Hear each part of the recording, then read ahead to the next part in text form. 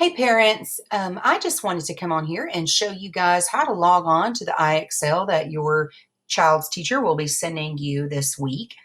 Up at the top, I have created a temporary student account for myself so that way we could kind of see the student side of it.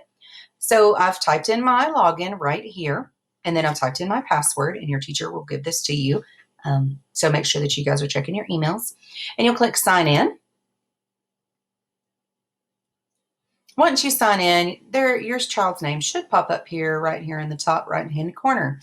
You'll look at the green bar right here and it'll say learning.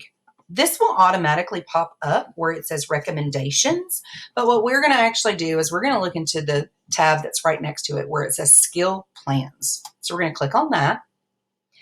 And this is where your teachers have assigned your students some work to do in math. They should be working on this 15 to 20 minutes each day. And so once you click on the skills plan, you'll click for third grade, since that's what we're going to be working on. And you're going to see exactly this screen. And it'll say IXL Spring Spotlight Skill Plan Math third grade. So we're going to start on day 1 of week 1. Each week, we should be completing at least 5, anywhere from 5 to 10, just depends on how long that they're practicing, activities. So we're going to look at day 1 right here. And so on Monday, this is what they'll do for the week or for that day. On Tuesday, this is what they'll do for that day. Wednesday, Thursday, Friday, etc. And so we're going to go to, and we're going to just kind of put our mouse over this first skill, which is write multiplication sentences for arrays. And so I've already kind of started this just to kind of see what it would look like for your child. And so they give you a skills preview of what it is that they're actually going to be doing so that they can kind of see what it is that they're working on. Then the second skill for that day would be rounding nearest 10 or 100 only. And so they give you another skill preview as to what this is.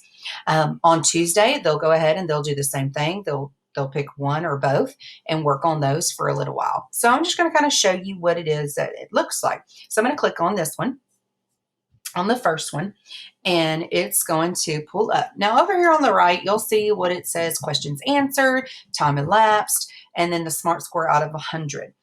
This is how many questions that they have answered. And then this is how long it's taken them. So if you are looking at, on the parent side and you say, oh, it took you, it only took you 3 minutes to answer 50 questions, then we know, okay, we got to kind of slow down on this a little bit and let's kind of see what our accuracy looks like. So here's an example. It says complete the multiplication sentence so that it describes the array. We're looking at it and we say, 2 times some number equals 1. Well, I'm going to go, oh, okay, or equals 2. I'm going to go, oh, well, the answer is 1. So let me click that, and it says great. And then it goes on to the next question. Notice my questions, it went up 1, and then my SMART score went up also. So we'll do another one. And Ray, I've got 2 columns. Well, how many are here? And so I say, oh, 5 times 2 is 10. Submit. Awesome. Again, my SMART score went up. My questions answered went up. So what if I get the answer incorrect? What if I say 4 times 3 is 28? Sorry, that's incorrect. They will tell you what the correct answer is, and then they give you an explanation. So this is an opportunity if your child gets a question wrong and they're like, well, I'm not exactly sure how to answer that. This is really helpful to show them what it is, what exactly it's asking for, and how to find out the correct answer. So they give you the review at the top, and then on the blue tab, they say remember, and then how they solved it. And then at the bottom, they reiterate what the correct answer was. And you say, got it. And then they move on to the next one. You'll notice that my SMART score went down. We're not really going to be focusing on this. This is we as the teachers will kind of look at this, but they want to kind of get that percentage up there as close to 100 as possible. And that's just to let them know, we're practicing and doing things like that. And that is really it. So then when you finish for that day, you'll go back to skills plan the next day and you can do it there.